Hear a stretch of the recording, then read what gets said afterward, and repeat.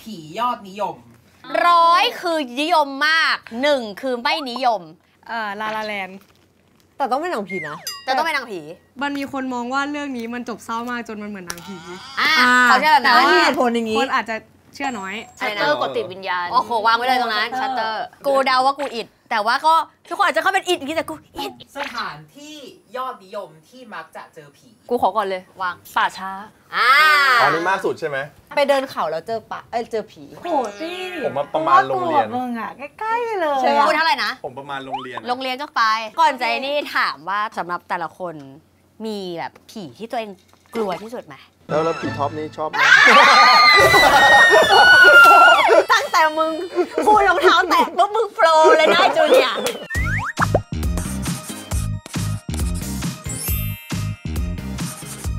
ยินดีต้อนรับสู่ลำดับวัดใจกับแก๊งที่ยศวันนี้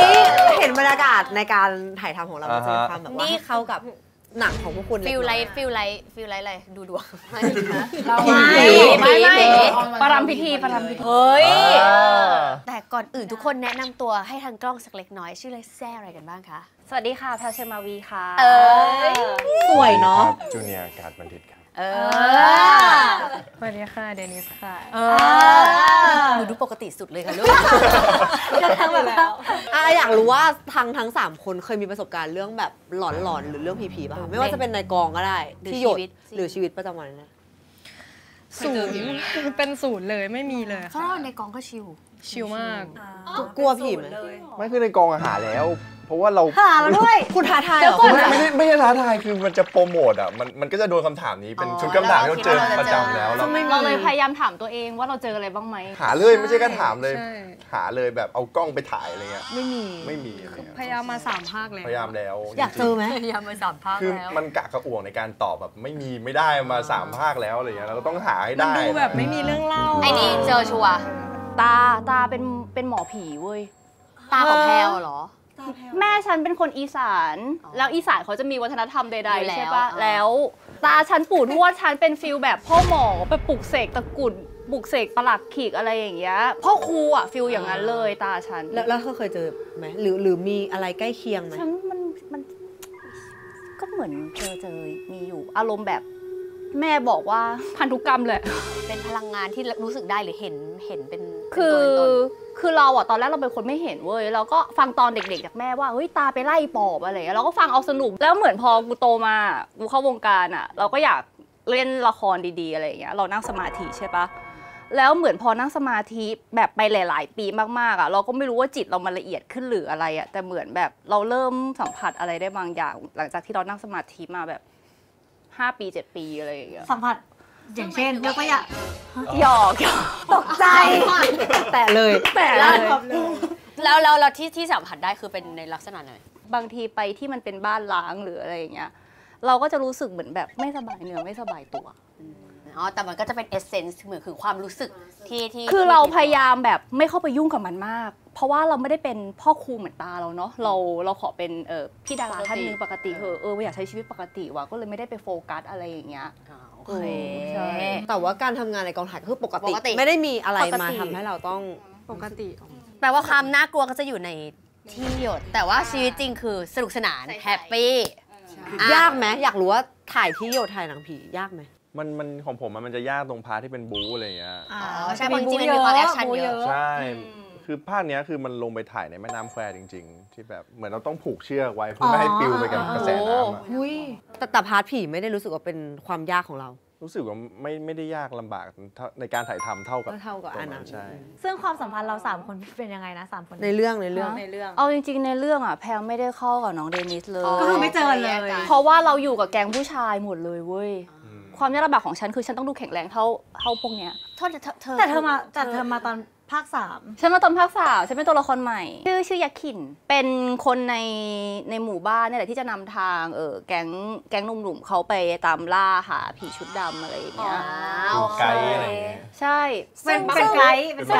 ที่หยด3มันก็จะแบบว่าบูขึ้นอีกปะใช่จริงๆบูขึ้นเยอะมากมันเหมือนเอาภาค1กับภาค2มาแบบ คอมโบ คอมโบกัน แต่นี่รู้สึกว่าภาคหนึ่งก็ดูบูมากเลยนะอันนี้ก็บูขึ้นไปอีก ใช่บูขึ้นเยอะขึ้นเลยค่ะ อ่ะเดี๋ยวเราไปรอชม แต่จริงๆวันนี้เรามาเล่นลำดับวัดใจ ในธีมที่มีความผีๆหน่อย คือพวกคุณอาจจะไม่รู้สนิทกันมาจากไหนแต่วันนี้พวกคุณต้องสนิทกับเรา เกมลำดับวัดใจในเกมนี้ทุกคนจะได้รับตัวเลขลับ1 ถึง 100สมาชิกทุกคนต้องช่วยกันจัดลำดับตัวเลขจากน้อยไปมากโดยห้ามบอกเลขตรงๆใช้คำใบ้บรรยายความรู้สึกหรือเปรียบเทียบให้ทีมเดาถูกทั้งหมดถ้าทายถูกถือว่าชนะแต่ถ้าผิดครบทั้ง3ข้อเกมจะจบทันทีไปลุยกันเลยค่ะ ข้อแรกครับ หนังผียอดนิยม โอเค ว้าว 100คือนิยมมาก1คือไม่นิยม อันนี้แค่ในประเทศไทยไหมหรือว่า หมดเลย every หนังผี ทั้งหมด แต่ว่า ทั้งหมด วัดคือคนไทยแล้วนะ โอเคมา โอ้นึกชื่อไม่ออกเลยอะ กำลังคิดอยู่เหมือนกัน ลาลาแลนด์ อ๋อไม่ฉลาดเนาะ เฮ้ยแต่ต้องเป็นหนังผีนะ จะต้องเป็นนางผี มันมีคนมองว่าเรื่องนี้มันจบเศร้ามากจนมันเหมือนหนังผี เขาเชื่อแบบ แต่ นั้น ว่ามีเหตุผลอย่าง ค นี้ นอาจจะเชื่อน้อย ชัตเต เต อ อ ร์ ร์กดติดวิญญาณ โอ้โหวางไว้เลยตรงนั้นชัตเตอร์ รู้จักอิดปะ รู้จักกูรู้จักแต่ ก็ไม่ได้ แม่งกูจะเอาอิดเหมือนกันตอนแรกอ่ะ แต่การกูก็ดูอิดนะอิดนี่ควรแบบ กูว่า งั้น กู เปลี่ย อ่ะ นเรื่อ อิ ง ด ไหม อ๋อโอเคเปลี่ยนเรื่อง กูเดาว่ากูอิดแต่ว่าก็ทุกคนอาจจะเข้าเป็นอิดอย่างนี้แต่กูอิด กูออฟ อิด ออฟแฟน ออแฟนโอเคกูว่าคนไทยไม่ได้รู้ก็กูรู้จักออแฟนแต่อาจจะไม่ได้แมสอะไรขนาดนั้น ใช่ ใช่ ผมว่าอยู่ตรงนี้แน่เลยผมขอวางไว้ก่อน วางไว้แล้วหนู แต่ยังไม่ ชื่อเรื่องมาตี ข วาง อง เลย ฉันน่าจะเป็นไอที่มันตายทีละคนนี่ชื่ออะไรนะ ไฟนอลเดสติเนชันดังแต่ว่าก็น้อยกว่าชัตเตอร์ แม็กว่าอิด แม้ว่าอิดแน่ๆไฟนอลเดสติเนชัน แมนก็อิด ไฟนอล โนโรอิ อ่ะดีอ่ะพูด เป็ ชื่ น อมา หนังญี่ปุ่นเป็นหนังญี่ปุ่น โอเค ชื่อว่าอะไร โนโลอิ โนโรอิ โนโรอิ งั้นเปิดจากนี่นะ มาเดี๋ยวสลับกันไปเรื่อยๆเปิดไปเลย อันนี้ ดู คือ ทรงจะถูกแล้วเนี่ย ชัตเตอร์ ชัตเตอร์ เปิดไปเลย วิญ ปั ญาง ณ ต่อด้วย ต่อด้วย Final Destination เฮ้ย เท่าไหร่นะโอเค อันนี้คืออิด เนี่ยอิด ของนี้ออฟแฟน อันนี้ลาลาแลนด์ ลาลาแลนด์โนโรอิ โนโรอิ เฮ้ยทรงดูเคค่ะแต่ถูก เข้าใจป่ะเหมือนพวกแบบเด็กหลังห้องไม่ตั้งใจเรียนแต่ว่าได้ เลิศล่ะเลิศ ข้อที่ 2 ครับ สถานที่ยอดนิยมที่มักจะเจอผี โอเค สถานที่ยอดนิยมที่มักผีไม่อยู่ทุกที่เลยแต่น่ายอดนิย จ ม ริงๆอยู่ที่แต่ว่าเราเห็นภาพแบบไห ยอดนิยม บ่อยที่สุด กูขอก่อนเลย กูขอก่อนเลย วาง ป่าช้า อันนี้มากสุดใช่ไหม กูขอเลยเขาวางไว้ น้อยสุดมั้ง เต็งค่อย แต่เราไม่ค่อยไปนะป่าช้าอาจจะไม่ค่อยเจอก็ได้นะ แม้ที่เห็นนะคุณยอดนิยม แบบว่าแบบคือถ้าเกิดไป ถ้าไปแล้วจะเจอ เจอแน่ เจอแน่ ไปเดินเขาแล้วเจอผี เฮ้ย กลางๆสำหรับ เป็นเทรนอยู่นะช่วงนี้ เป็นเทรนเดิน เป็น เขา เทรน แล้วเจอ เป็น ผี เทรน โหตี้ ผมมาประมาณโรงเรียน มึงอ่ะใกล้ๆเลย คุณเท่าไหร่นะ ผมประมาณโรงเรียนอะ โรงเรียนก็ไปโรงเรียนก็มาก โรงเรียนไหน โรงเรียนไหน โรงเรียนไหน โอ้ไม่ใช่ โรงเรียนรัฐบาลอะ โรงเรียนรัฐบาลไปโรงเรียนรัฐบาลไป ประมาณนี้ ดูเทียนกว่านิดนึงบ้านน้ำแข็งใน Dream World เดนิสโลก มันใกล้มากเลยอ่ะแถวเนี้ย ดีแล้วเนี่ยเราต้องประเมินเพื่อน แวง เนี่ยไอดิวก็ดูจะแถวๆนั้นเลย อันนี้คือเป็นถึงเจอในป่าใช่ปะ เจอในป่าแต่ต้องไปเดินป่าแล้วเจอผีอ่ะ เดินป่าเจอ เฮ้ย ผี มันก็มีความเยอะอยู่ประมาณนึงนะ ก็เยอะอยู่ประมาณนึงไงแค่ประมาณนึง ก็เยอะประมาณนึงแต่น้อยกว่าโรงเรียนแน่ๆในภาพจำของคน ระหว่างตรงนี้เหรอก็ต้องวางตรงนี้ดิ นี่มันรู้สึกว่าโรงเรียนมัน เขามีใบเขาก็พูดเนี่ยคุณแม่ แต่กูรู้สึกว่าโรงเรียน ดูน้อยกว่าป่า น้อยกว่า แต่ภาพเดินป่ากับเจอผีในโรงเรียนโรงเรียนเยอะ จริงเหรอ โรงเรียนน้อยกว่า เพราะว่าไปป่ายังไง เจ้าป่าเจ้าเขาเจ้าพ่อ ภาพโร เจ้าง แม่ เรียนที่มันจะเห็นคือภาพอะไร ช่วยลูกช้างด้วย ภาพผี ใด โรงเรียนที่จะเห็น แต่ตำนาน ผีห้องดนตรีไทย ผีมหา เพราะ ลัย กูรู้สึกว่าเด็กตายกันแบบ โรงเรียนกับมหาลัยคนละอันกันนะ มึงผีป๊อกตอนนี้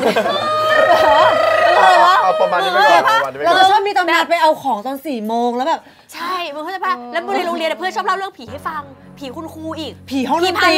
อยู่ดีๆนี่เสียงเป็นโน แล้วอยู่ดีๆกระโดดตึกอีกอะไรอีกป่าก็คือแบบป่าคือมึงต้องเดินป่าแค่แอคชั่นเดินป่าก็น้อยแล้ว ห้องน้ ห้อง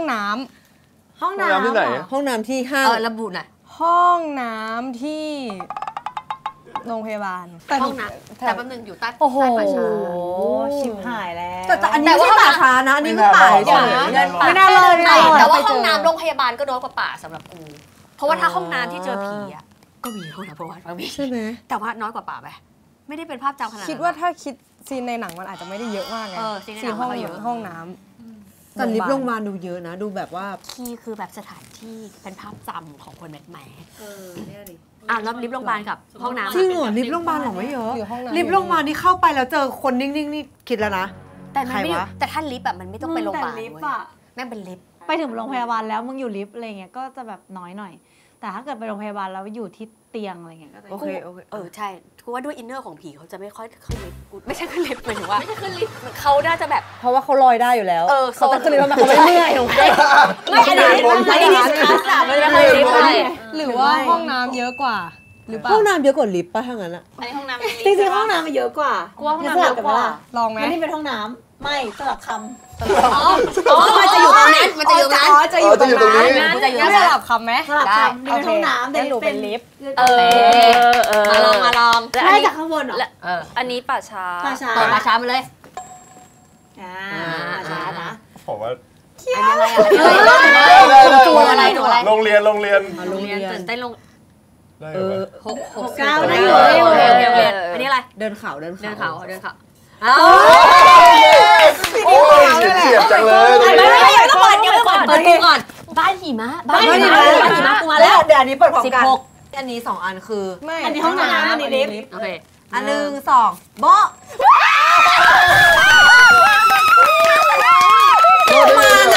มานะเหมือน ถูกสองคนเฮ้ยพูดจริงทรงพวกเราดูแบบอีหลักอีเหลือแต่ว่าทำได้แปลกมากมึงแปลกมากวันนี้แปลกเขาใส่สินเขาใส่สินเขาต้องการให้เรา แต่ฉันรู้สึกได้ว่า energy เราจูนละกูอยากรู้ว่าแต่ละคนอะกลัวที่ไหนที่สุดมากกว่า กูกลัวป่าช้าเนี่ยแหละ แบบว่าไม่กล้าไปอะเพราะว่ากลัวผีอะ กูก็ป่าช้ากูว่าป่าช้าแม่งท้าทายเว้ย กูเคยโดนหลอกให้เดินไปเดินในป่าช้าตอนเด็ก กูเลยกลัวเอามันฝังใจใช่ไหมแต่มึงไม่ได้ แต่ถ้า ไม่เจอ ป่าช้าตอนคืนกับวัดตอนคืนน่ะ ป่าช้า วัดมีพระสำหรับกูก็จะตี ยังแบบกูยังเดินใกล้ๆแบบกุฏิหลวงพ่อได้ไงแบบถ้าเกิดเป็นวัดอะ วัดมึงดูมีที่พึ่งพิง แล้วถ้าเป็นบ้านล้างที่แบบมีคนตายจริงๆเรารู้แน่ๆเลย ใช่กูว่าบ้านล้างอะน่ากลัวกว่าป่าช้าสำหรับ บ้านล้างน่ากลัว ใช่เพราะ มันดูหาทางหนี ตอน อ นั้ อน ก ที่ ยา เรา ก ไปรายการนั้นนะ ใช่ รายการอีพิกทาม บ้านล้างอ่ะฉันว่า น่ากลัวมาก ฮะขอบคุณค่ะได้ยินเบาๆขอบคุณค่ะอย่างเงี้ยขอบคุณทำไมเหรอครับ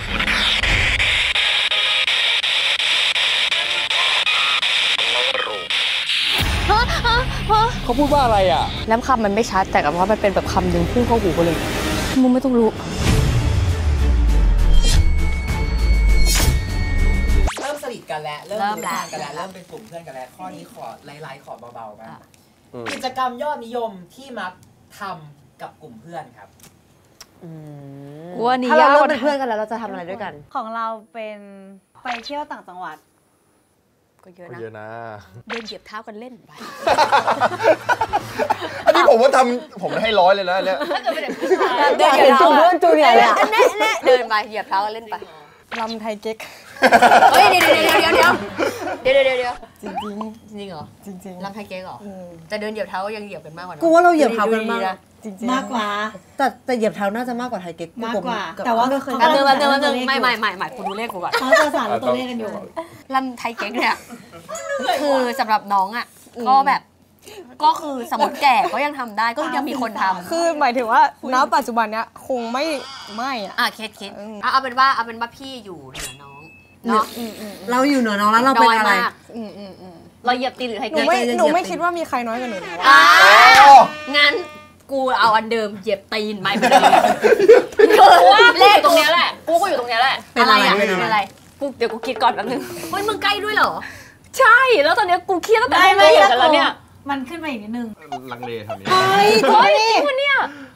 แล้วก่อนกูคิดก่อน เดี๋ยว เชี่ยมันยากกว่าแป๊บนึง งั้นกูไปก่อนก็ได้ไปไหว้พระพิฆเนศ ไป อันนี้กูไปนะอันนี้กูไป อาจจะไม่ได้สูงแต่ไป อ่ะ มาละ ชวนไปบ้านเด็กกำพร้า เอ้ยไป เฮ้ยไปนะ ก็ไม่แมนมากก็น้อยกว่าสิไป ไม่ไปแต่ว่าไปมากกว่าปะคือมันดูแบบว่า ไม่งั้นเปลี่ยนก็ได้ ไม่น้อย ไม่น้อย ไม่น้อยแต่ก็ไม่น้อยมากแต่ก็ แต่คือไม่ใช่โอกาสที่จะทำได้บ่อยยกเว้นแบบวันเกิดปีละครั้งอะไรอย่างเงี้ย ชวนไปตัดผมมา แต่ผมก็แมน มันจะถ่ายอีร้านมัน อะไร เขาชวนไปตัดผมที่เลิฟบัฟเฟอร์ช็อปเอกมัยซอย20สบายใจแล้วเนาะ วางไว้กูเอาอันนี้แล้วกันชวนไปหาหมอกายภาพไปนะก็ไปเพราะด้วยวัยแต่มันด้วยวัยแต่มันไม่ได้เยอะขนาดนั้นไงเพราะนี่คือกลุ่มเพื่อนมันได้ไปต่างจังหวัดอะไรเท่าไหร่นะไปหาพิคเนตไปไหว้พระพิฆเนศเท่าไหร่อ่ะ64แย่แล้ว อันนี้ตัดผมไป37เราเปิดก่อนอันนี้ไปไหนกูว่าถูกไปไอดีเปิดกูได้ไปไหนกายภาพเฮ้ยอันนี้เหยียบเท้าไปเหยียบเท้ากันเล่นนั่นไงและนี้หนูไปทำอะไรนะลำไทยเก๊กเฮ้ย3 เกมรวดเฮ้ยเอาจริงนี่อันเอ็กซ์เพคเต็ดนี่ไม่ได้เกิดขึ้นบ่อยหรือนี่คือเพราะว่าพลังวิญญาณของพวกเราวะจริงเสถียรนะฉันว่าลำไทยเก๊กเยอะกว่า4จริงเหรอกูจะคิดแบบนั้นใช่ไหมไม่แปลกเพราะว่าจริงอายุจริงมึง60แล้วยึดติดกันกูรู้สึกว่าเขาดูแบบเอ้ยแกทำสมาธิร่วมกันอยู่ใช่ไหมคอมเมนต์ ไปดิเดี๋ยวกูไปด้วยแต่ถ้าถามว่าแมสที่สุด 100% แก๊งเพื่อนจะไปไหนวันนี้ไปไหนกินเหล้ากูชอบมากมันสเตรสมากมันตรงมัน to the point ไปไหนทำอะไรกับเพื่อนมากที่สุดเตะบอลดูบอลใช่ก่อนว่าจะกินข้าวแหละก็กินข้าวที่ร้านอาหารอะไรเธอทำอะไรกินข้าวกินข้าวมากกว่าดื่มเจอเพื่อนก็กินข้าวหิวร้องเก๋หนูอ่ะกินข้าวเหมือนกันกินข้าวมาไปต่อโจทย์ข้อที่4ครับคำพูดยอดนิยมที่มักโดนแม่บ่นบ่นเราโดนบ่นเรื่องอะไรกันคะปกติแล้วแบบ general ถัดเอาอย่างลูกป้าข้างบ้านบ้างอะไรอย่างเงี้ยหรออะไรอย่างนั้นพี่บอกทำไมเราไม่เก่งเท่าลูกเพื่อนอะไรเงี้ยนอนกินบ้านกินเมืองเยอะเลยโอ๊ยทำไมขี่จักรยานไม่เป็นสักทีเนี่ยมึงทำได้ดีนะกูชอบเฮ้ยกินแล้วเก็บด้วยสิเฮ้ยกินแล้วเก็บก็เยอะกินแล้วเก็บก็เยอะกินแล้วเก็บก็เยอะแต่มากหรอก็ไม่มากว่ะอาจจะไม่มากกูว่าไม่มากนะกินแล้วเก็บกินให้หมดสิคิดว่ากินให้หมดสิเยอะกว่ากินแล้วเก็บนี่ไม่เยอะมากเท่ากินให้หมดใช่ไหมกินให้หมดเก็บจานอ๋ออันนี้คือก็เอากินแล้วเก็บกินให้หมดก็กินแล้วเก็บกินให้หมดแล้วก็จริงๆกินข้าวได้แล้ว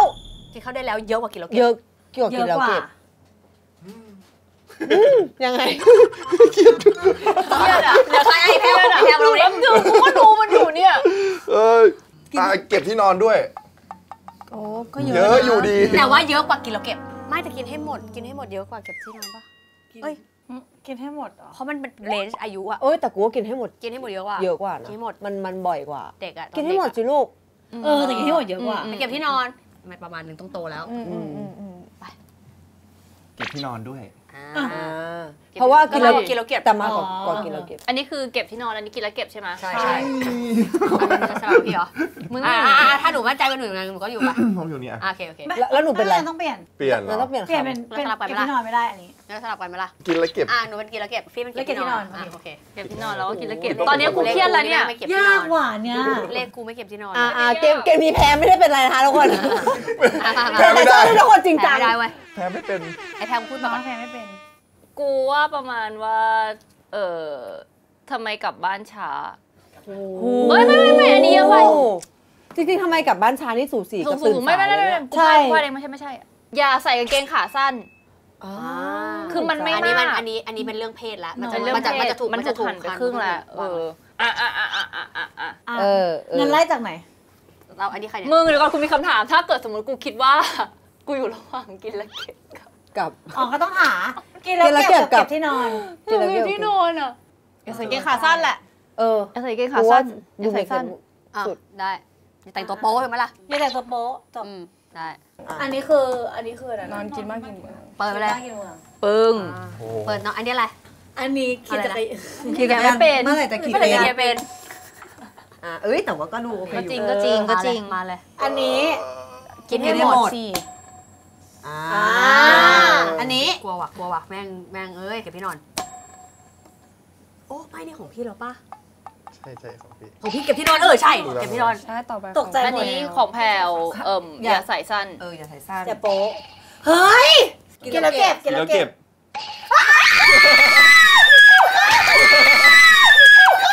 เกียดจะรู้ว่ามันถึงใกล้กันแค่นี้เองเฮ้ยเกมนี้มากอาจารย์มาก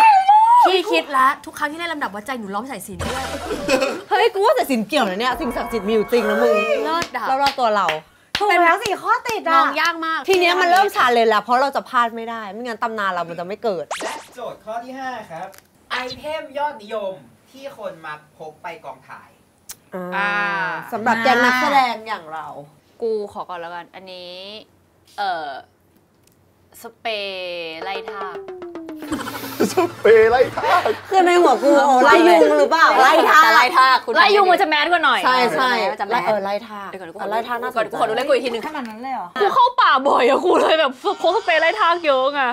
กูก็เลยคิดว่ามันบ่อยสำหรับกู ไปไล่ทากเหรอวะถ้าเป็นแต่ประเภทน้อยมึง แต่มันน้อยมากเลยเนาะมันน้อยมากเกินไป อะไร ที่นอน ไปด้วย ที่นอน ยัง เล ไง ย อธิบายที่นอนเพราะบางคน ฟูใช่ไหม นอนไปเลย ฟู โอเค บทค่ะ โอ้ลอยตัวเลย โอ้โหคนลอยตัว น่าจะ100%แล้วมั้ง พี่ไปมีคนไปบทมาก็เยอะ ไฟฉายอะ ไฟฉายได้ ไฟฉายใช่ไหมหนูคิดว่าน่าจะฟิลแบบพกอาหารไปเอง มันมีคนทำเยอะอยู่นะ อาหารคลีน เอ้านี่ก็อยู่ฝั่งนี้ไม่แย่ฝั่งนี้ คิดว่าอยู่โซนนั้น อยู่สองนั้น โอเค แต่เจะดีกว่าเจ๊แพลวแหละแก๊ง ตอนนี้เครียด แกงก้ำ เครียด กึ่ง เครียดกับของตีมากเลยว่าเราจะแบบ ตรงนั้นหรือตรงนู้นถูกไหม ใช่ กูว่ากูสเปรย์เย็นแล้วกันกูอยู่ตรงนี้ ซาเปเย็น สเปรย์เย็นสเปรย์เย็นมีไม่น้อย ก็ไม่ได้น้อย แต่ก็ไม่ได้เยอะมาแล้ว นี่น้อยอ่ะ เดี๋ยว ถ้างั้นอ่ะ หนูจะแทรกเป็นอะไรลูก กระติกน้ำแข็ง กระติกน้ำแข็ง กระติก ทำหรือทัมเบอร์อย่างงี้ ไม่ใช่ทำเบลอ ไม่ทำเบลอกระติกน้ำแข็ง เปิดบทกูมาเลย กระติกแช่กระติกแช่อะ บทกับน้องเดนิสเป็นไอ้นี่ อาหารมาก่อน อาหารอาหาร โอเคเพราะพี่ดูน้อย อันนี้ สเปรย์เย็นชิบหายแล้ว โอเค กระติกน้ำแข็ง ว่าแล้ว คะแนนเดียวเลยอ่ะ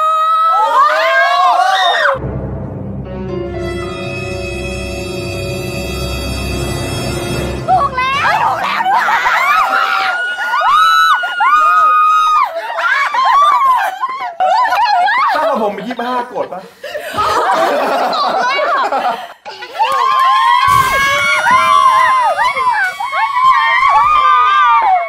ทำไมอ่ะเราถูกข้อที่ 5 แล้วเหรอ พลังลึกลับ มึงน่ากลัวมากเลยอ่ะ ถูกได้ยังไงอ่ะ วันนี้เดียว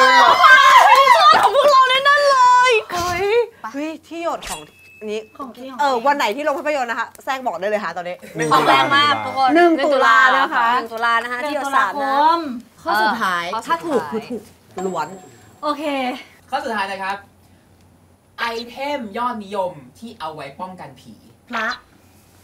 เอาล่ะ สร้ ต อ อย นเนี้ย สร้อยพระ ต้องมากเดี๋ยวสูงเลยนะดีม ต้องสูงแบ สู บ งกดสูงเลยนะ ก็สร้อยพระถูก แบบ แล้ว เพอร์เฟกเลยนะตอนนี้กูกดดันแล้ว กูกดดันเหมือนมึงแน่นอน พ่อเวสสุวรรณลดหลั่นลงมาหน่อย ถูก พ่อเวสสุวรรณ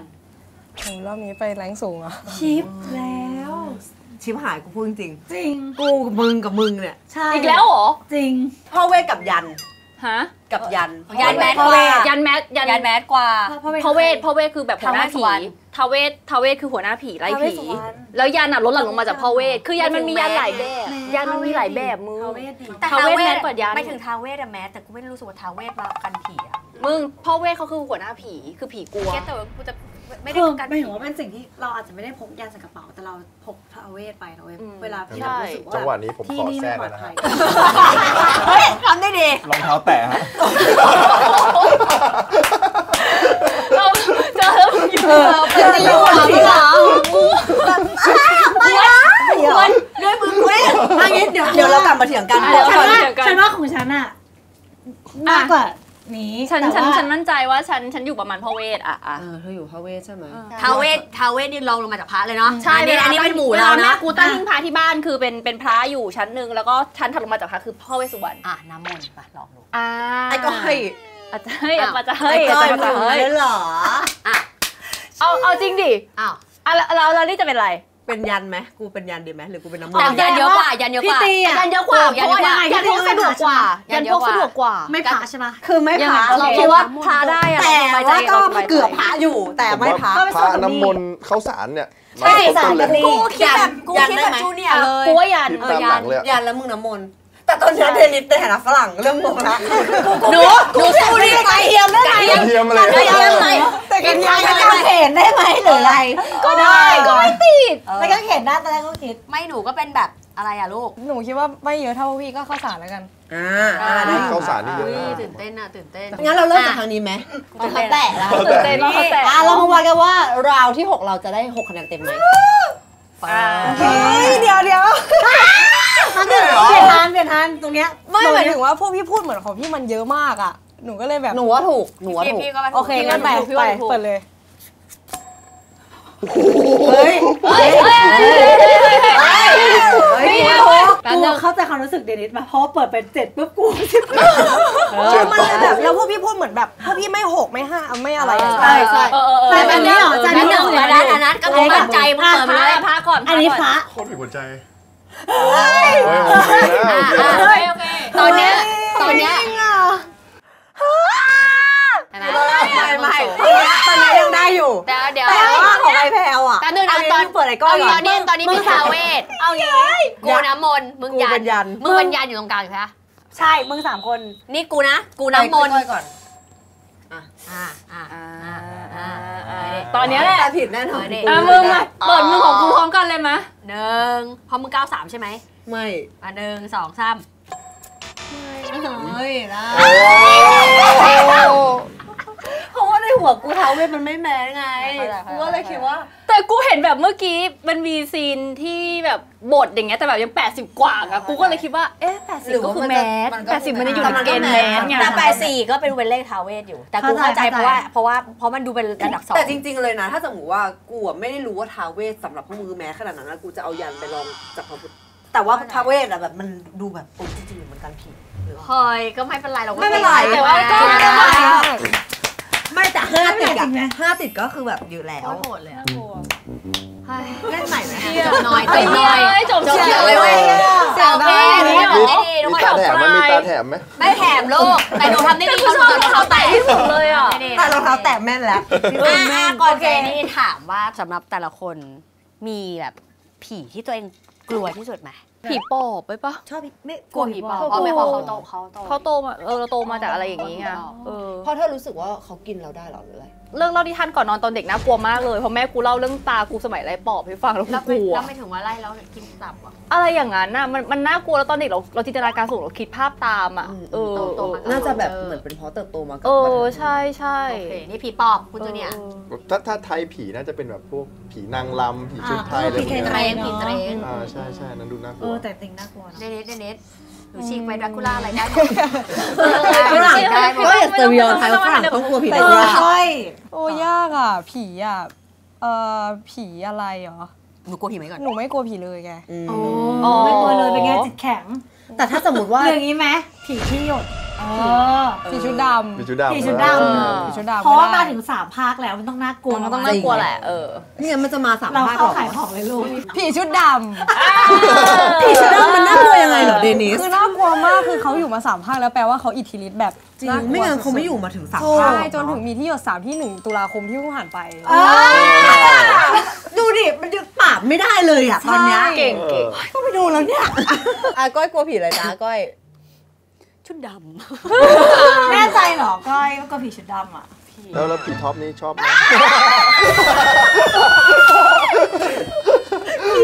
พี่ท็อปนี่พี่ท็อปเลยพี่ท็อปนี่อยู่ภาค2พวกเราเลยพี่ท็อปเป็นผีก็ไม่คิดว่ามันจะกล้า ตั้งแต่มึงพูดรองเท้าแตะปุ๊บมึงโปรเลยนะจุยอ่ะ ไอ้นี่มันตัวนี้นี่มันตัวนี้ ผมพูดจริงเกมเนี้ยทำให้คนสนิทกันจริงๆเว้ยนี่คือพิสูจน์มาแล้วถือเป็นเรียกว่าลำดับวัด ใคร ใจ อยากสนิทใครพาไปเล่นเกมนี้นะคะ จริงเหรอ อันนี้ผีท็อปสนิทตัวผีท็อปไหม ไม่กลัวดูใจดีดูใจดี หนูกลัวผี พี่มีนพี่มีนพี่แม่นกลัวอันนี้กลัวแน่อันนี้กลัวเลยกลัวเขา คือกูใช้ชีวิตสุดกู ตี 4:30เขาก็โดนเขาด่าปกติ เข้าใจไหม เข้าใจเลย ก็กลัวแต่ก็ทำอยู่ดี ฝากที่หยดหน่อยจริงๆก็ฉายไปแล้วตั้งแต่วันที่1 ตุลาเนาะก็อยากฝากทุกคนไปดูเพราะว่าภาคเนี้ยมันจะเล่าด้วยว่าเรื่องราวของผีชุดดำก่อนหน้านั้นมีอะไรบ้างด้วยเป็นมาอย่างไรคือเล่าเป็นมาอย่างไรด้วย แล้วก็รอดูว่าครอบครัวเราจะสามารถปราบได้ไหมอีกทั้ง2 คนไหมวันที่เท่าไหร่ยังไงตอนนี้เข้าโรงไปแล้วก็อยากให้ชวนเพื่อนๆไปดูกันใครดูแล้วก็ไปดูอีกพี่แพรปิดจบดูเยอะๆกันนะคะไม่ก็ถ้าเกิดแบบดูจอธรรมดาไม่สะใจก็อาจจะไปดูจอแบบจอ iMac หรือว่าโรงได้นะคะคือประหนึ่งว่าเราอยู่ในเรื่องเลยใช่ค่ะดูแล้วดูอีกได้นะคะฝากด้วยนะคะที่หยด3ค่ะฝากด้วยนะคะเป็นหนังที่คิดว่าแบบมาถึง3 ภาคแล้วแปลว่ามีของดีจริงใช่แล้วก็ฝากผลงานของทั้ง3 ท่านด้วยฝากซีรีส์ Queendom ซ่อนใจไว้ที่เธอด้วยนะคะทาง VTV ค่ะโอเคฝากร้าน Level Shop ครับเอกมัยซอย 20 ครับผมตอนนี้เริ่มจะตัดผู้หญิงแล้วก็สามารถมาลงคิวไปตัดฟรีกันได้ตัดฟรีอยู่ตอนนี้ตัดฟรีแต่พอผู้หญิงนะของจริงๆหนูกับพี่เขามีทำช่อง YouTube กันด้วยค่ะใช่ช่อง YouTube 3 คนพี่เฟรนพี่จูเนียร์แล้วก็หนูได้ฝากด้วยชื่ออะไรคะชื่อช่อง Here Good ค่ะ Here Good คือเพื่อนๆเป็นเพื่อนกันอยู่แล้วหรือว่าสนิทกันเพราะที่อยู่สนิทกันเพราะที่อยู่นี่แหละค่ะน่ารักจังเลยโอเคเพราะเขาอยู่ด้วยกันนานใช่ไหมก็เลยทำ YouTube เลยคืออยู่ด้วยกันบ่อยมาก4 ปีแล้วประมาณนั้นใช่แล้วก็แบบตอนนี้เหลือแค่กินนอนบ้านเดียวกันละเป็นพี่น้องจริงๆคือเจอกันทุกวันอะทุกวันใช่มันจะเป็นคอนเทนต์เกี่ยวกับอะไรในช่อง YouTube นั้นจริงตอนนี้เราทำพอดแคสต์อยู่ค่ะชื่อพอดแคสต์ว่าเขาว่ากันว่าจุดๆก็คือคุยเรื่องแบบหลายๆใช่เอาหลายๆเรื่องมาถกกันโอเคไปติดตามทั้ง3 คนได้นะคะ3 คนเลยแล้วก็ฝากติดตามรายการของเราด้วยค่ะลำดับวัดใจนะคะใครอยากให้ชวนแก๊งไหนมาเพื่อนแก๊งไหนก็พิมพ์มาได้เลยคอมเมนต์มานะคะเดี๋ยวจะชวนที่สำคัญคือลูกค้าเข้าได้นะจ๊ะกดไลค์กดแชร์กด subscribe ด้วยนะจ๊ะบ๊ายบาย